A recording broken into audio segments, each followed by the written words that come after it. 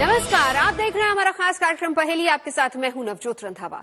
हर बार की तरह इस बार भी कार्यक्रम की शुरुआत हम करेंगे एक पहेली से। तो हमारी आज की पहेली है, ऊपर वाले की खेती निराली, ना कोई पत्ता ना कोई डाली, वो बढ़ती झड़ती है कटती है, ना बीज बोया ना जोता हल, तो लगाओ अपनी अकल। आप ढूंढिए इस पहेली का उत्तर। इसका जवाब हम आपको कार्यक्रम के आखिर में देंगे। तो हमारी आज की पहेली है एक ऐसी किले की जिससे आज भी एक करामाती पत्थर के होने का दावा किया जाता है। ये पत्थर लोहे को सोने में बदल देता है। कहते हैं कि इस राजमहल का राजा कुबेर से भी धनी हुआ करता था, क्योंकि उसके पास था वो बेशकीमती पत्थर। आज हम पहेली में एक ऐसे राज की पड़ताल करेंगे जो सदियों से कहानियों में मौजूद है, लेकिन आज तक किसी को नहीं मिला। ये राज है पारस पत्थर का। कहते हैं कि अगर पारस पत्थर लोहे से छू जाए तो वो सोना बन जाता है, लेकिन ये पारस पत्थर कहां मिलता है, इसका कोई वजूद भी नहीं है।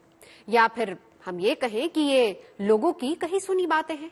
और अगर पारस पत्थर जैसी कोई चीज होती भी है तो आज तक किसी को मिली क्यों नहीं।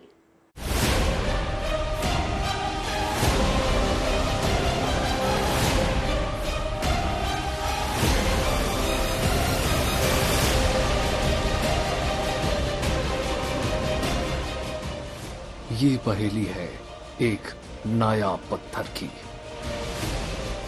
जो बेशकीमती है, करिश्माई है। इस पत्थर के चर्चे दंत कथाओं में मिलते हैं। कहते हैं कि ये पत्थर सोने की बरसात कर सकता है, जिसके छूते ही लोहे की हर चीज सोने में तब्दील हो जाती है। इस पत्थर का दावा तो बहुत किया जाता है, लेकिन वो अनमोल नगीना कहीं मिलता नहीं है। इस पत्थर को पाने की हसरत में 900 साल तक एक किला खुदता रहा, उजड़ता रहा, कत्लेआम सहता रहा।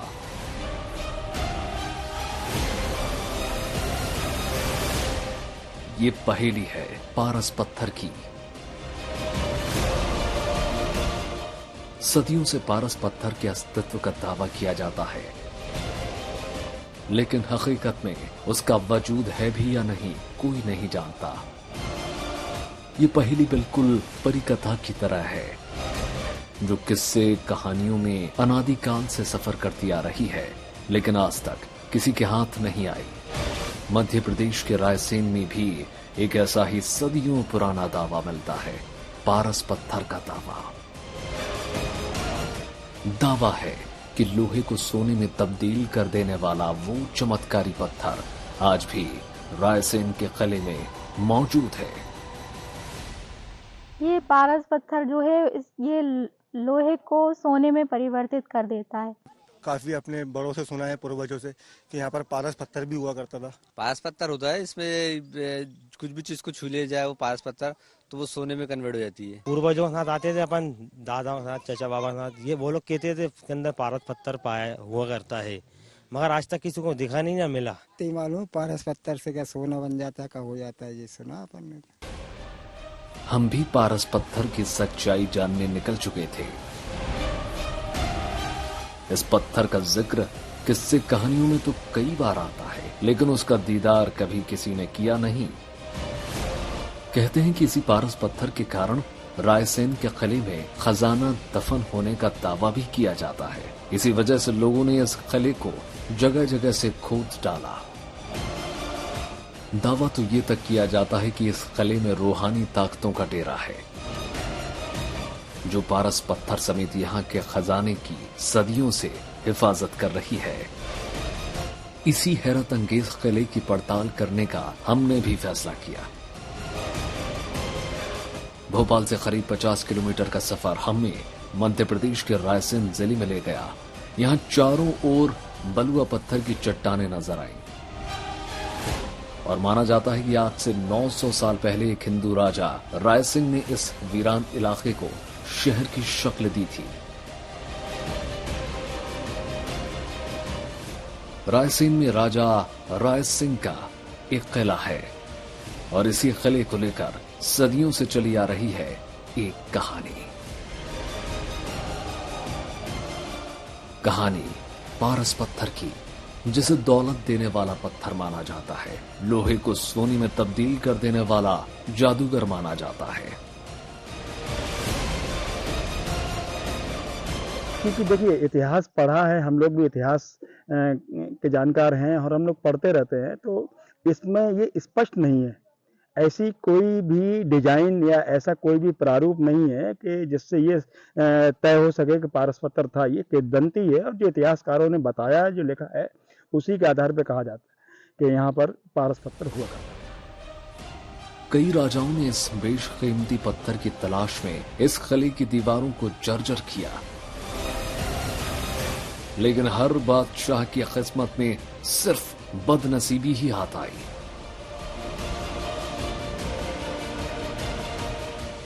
कहते हैं कि जो भी यहां रात में खजाने की तलाश में आता है, वो अपनी सुध-बुध खो बैठता है। इस खजाने को पाने की लालच में कई लोगों ने अपनी जान तक गंवा डाली।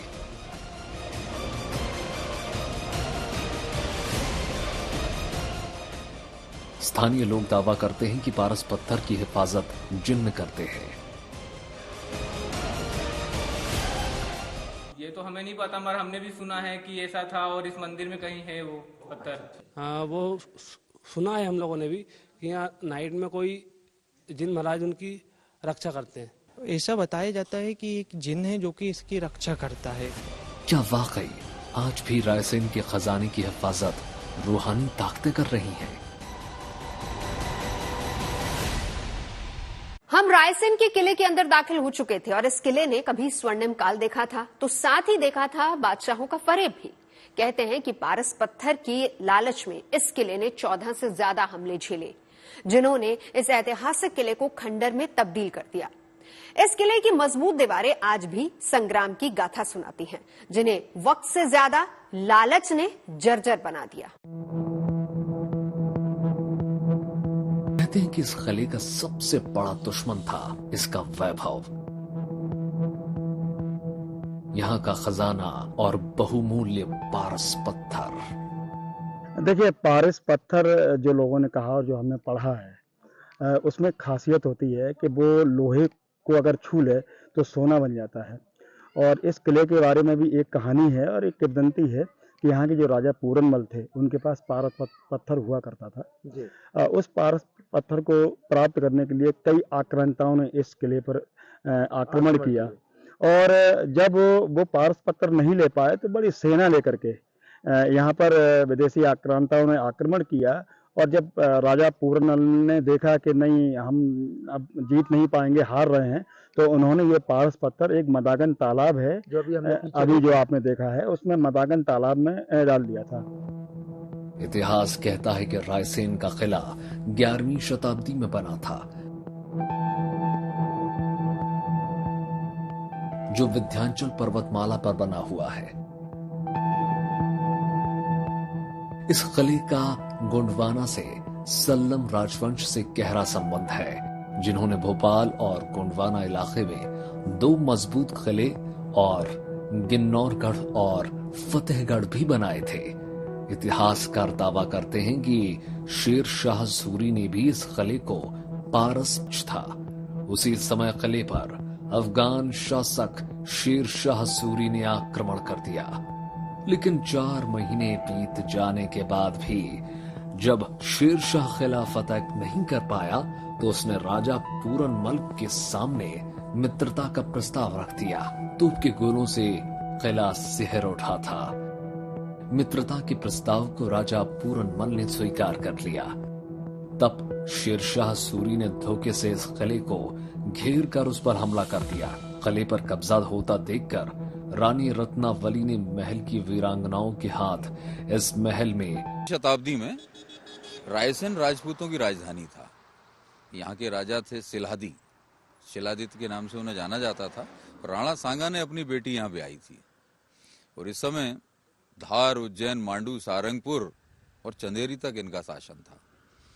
और इस समय में बहादुर शाह द्वितीय, जो गुजरात का शासक था, उसने आक्रमण किया था। और उस समय उसके धोखे वाले आक्रमण की वजह से यहाँ की रानी दुर्गावती जो राणा सांगा की बेटी थी, उसने 600 राजपूतों के साथ जौहर किया था। अगली पीढ़ी जो थी उसमें राजा पूरनमल थे, उनकी पत्नी रत्नावली ग्वालियर के राजा विक्रमादित्य की बेटी थी। शेरशाह सूरी के आक्रमण के समय उनका जौहर हुआ है। तो राजस्थान जैसे 2 बड़े जौहर यहाँ भी हुए हैं। कहते हैं 14 बड़े हमले झेलने के बाद भी पारस पत्थर किसी के हाथ नहीं आया। पारस पत्थर है इसमें और कभी कभी कुछ चमकता भी है या हम बहुत दिन से आ रहा है इसमें पारस पत्थरिया, बहुत लोग ढूंढने भी आते हैं, मगर ये जिन है तो इसलिए वो खोद नहीं पाते। किताबों में भी पढ़ा है और सुना भी है कि इसमें पत्थर है और राजा ने फेंक दिया था जो अंतिम शासक रहे यहाँ के। ऊपर जब आक्रमण हुआ था तब उन्होंने बचाने के लिए पारस पत्थर को मादागंज तालाब में डाल दिया था। जब से वो उसी में है, कहा जाता है वो अभी भी वहीं है। हमने भी सुना है पारस पत्थर के बारे में, लेकिन आज तक किसी को दिखा नहीं है। ढूंढते हैं आकर, लेकिन आज तक किसी को मिला नहीं है। तो लोग आते हैं, सुना है, कुछ बहुत से लोग खुदाई करने आते हैं, ढूंढने आते हैं। एक महादेव का मंदिर है जिसे सोमेश्वर महादेव कहा जाता है। कहते हैं कि साल में सिर्फ एक बार महाशिवरात्रि के दिन इस मंदिर को खोला जाता है। किले में छिपा सबसे बड़ा रहस्य मदागन का तालाब है और कहते हैं कि इसी तालाब में पारस पत्थर कहीं छिपा हुआ है, जिसके लालच में न सिर्फ किले पर आक्रमण हुए बल्कि चोरी छिपे आज भी लोग यहाँ खुदाई करते मिल जाएंगे। सोने में बदल जाता होगा। क्या जो भी लोहा उस पत्थर में संपर्क में आया होगा सोने में तब्दील हो गया होगा? पत्थर की कोई भी आकृति या कोई भी अवशेष या कोई भी निशान चिन्ह मिला नहीं है पुरातत्व विभाग को। अब चूंकि ये कहानी है तो कहानी के आधार पर पुरातत्व और विज्ञान तो नहीं चलता है। अब इस किले को पुरातत्व ने अपने अंडर में ले रखा है, तो अब जैसे उनसे बात भी करते हैं तो वो अपने इस कहानी को मानने को तैयार नहीं रहते। दावा किया जाता है कि इसी किले में कभी रायसेन को बसाने वाले हिंदू राजा राय सिंह का राज था। पैरों को किले तक खींच लाता है। यहाँ के लोगों में यही कहानी लगातार चलती है कि रायसेन किले का जो राजा था उसके पास पारसमणि हुआ करती थी और वो अपनी प्रजा से कर नहीं लेता था। कर के रूप में वो पुराने लोहे के सामान ले लेता था, उसको वो सोने का बना के अपना खर्च चलाता था। फिर ये कहानी भी चलती है कि दुश्मन ने जब उस पर आक्रमण किया वो बिल्कुल हारने की अवस्था में आ गया और दुश्मन राजा ने आक्रमण इसलिए किया था कि पारस पत्थर प्राप्त करना है और इस राजा ने पारस पत्थर और मदागन नामक एक तालाब है उसमें वो डाल दी। बड़े बड़े हाथियों के पैरों में लोहे की जंजीरें बनवा करके ये संशय दूर करने के लिए कि वास्तव में पारस पत्थर है कि नहीं है। लेकिन जब वो तालाब से हाथी निकलते थे तो उनके जो पैरों में सोने की लोहे की जो जंजीरें हुआ करती थी वो सोने की हो जाया करती थी। तो ये शक और गहरा गया कि नहीं, पारस पत्थर तो है। लेकिन पारस पत्थर की सदियों से जारी ये कहानी यही नहीं रुकी। लोग रात में जाकर किले के पास तंत्र साधना भी करने लगे। खजाने की लालच में जिन्नातों से बात करने का जतन भी करने लगे। कहते हैं कि इसी लालच ने इस किले को जर्जर कर दिया और जहां से जन्म हुआ कई फसानों का। क्या वाकई में जिसने भी उस किले का रात में रुख किया उसके साथ बुरा हुआ? यहाँ पे कई बार देखा है और सुना भी है कि चूंकि ये किला बहुत विहंगम किला था, बहुत धनाढ्य किला था, बड़े बड़े राजाओं ने राज्य किया है, तो यहाँ पे खजाने भी बहुत सारे थे और पारस पत्थर की भी एक कहानी थी।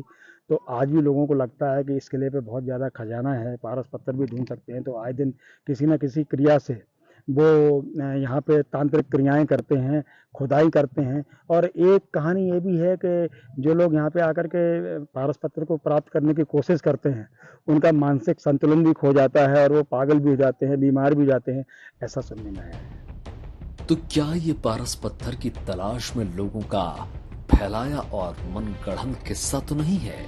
लेकिन आज भी खजाने की लालच में लोग चोरी छिपे किले का रुख करते हैं। खुदाई कई वजह से हुई है, लोगों ने खजाने मिल सकते हैं पुराने, इस दृष्टि से भी यहाँ की इमारतों को बड़ा नुकसान पहुंचाया है। हो सकता है कुछ लोगों को कहीं मिला भी हो, क्योंकि बैंक तो उस समय होते नहीं थे। उस समय लोग दीवालों में या तहखानों में ही रखते थे संपत्ति। बहुत सारी बिल्डिंगें उन्होंने खोद डाली हैं, बड़े बड़े गड्ढे कर डाले हैं कि खजाना मिलेगा।